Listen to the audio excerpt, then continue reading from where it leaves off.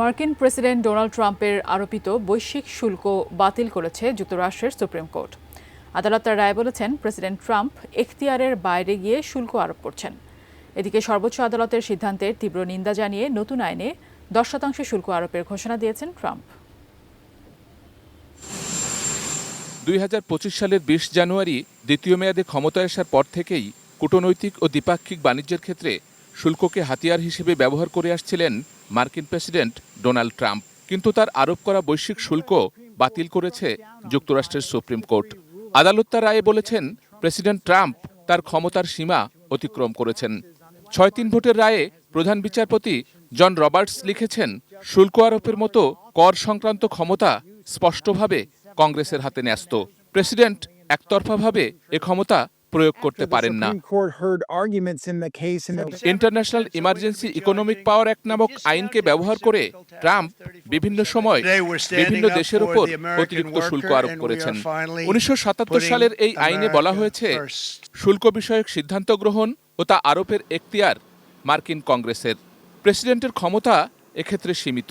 তাছাড়া কোন কোন ক্ষেত্রে বা পরিস্থিতিতে এই আইন তিনি প্রয়োগ করতে পারবেন, আইনে সেই নির্দেশনাও দেয়া আছে।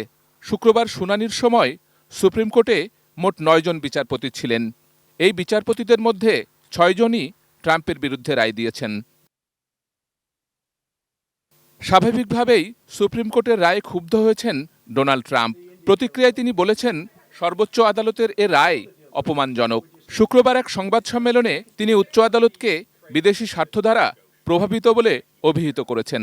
আদালতের সিদ্ধান্তের তীব্র নিন্দা জানিয়ে 1962 সালের বাণিজ্য সম্প্রসারণ আইনে 10% শুল্ক আরোপের ঘোষণাও দিয়েছেন ট্রাম্প। তিনি বলেছেন, এই আইন তাকে বিশ্বব্যাপী শুল্ক অব্যাহত রাখার আইনি ভিত্তি দিয়েছে। It's a lot of money coming into our country. And then during that period of about 5 months, we are doing the various investigations necessary to put fair tariffs or tariffs period on other countries.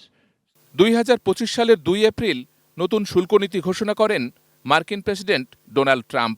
সেই নীতি অনুসারে যুক্তরাষ্ট্রের সঙ্গে বাণিজ্যিক সম্পর্ক আছে এমন সব দেশের ওপর 10% শুল্ক আরোপের পাশাপাশি বাণিজ্যিক শুল্কও বাড়ানো হয়। পরবর্তীতে চীন ও ভারত সহ বিভিন্ন দেশের সঙ্গে কূটনৈতিক ও বাণিজ্যিক টানাপোড়েনের সময়ও পাল্টাপাল্টি শুল্ককে হাতিয়ার হিসেবে ব্যাপকভাবে ব্যবহার করতে শুরু করেন ট্রাম্প। দুনিয়া জুড়ে আলোড়ন তৈরি করা এই পাল্টা শুল্ক আরোপের ঘোষণার সময় 2 এপ্রিলকে যুক্তরাষ্ট্রের স্বাধীনতা দিবস বলেও অভিহিত করেছিলেন ট্রাম্প। এর মধ্য দিয়ে যুক্তরাষ্ট্র অর্থনৈতিকভাবে মুক্তি পাবে বলে দাবি করেছিলেন তিনি। Sheikh Abdus Salam, desk report, ATN news.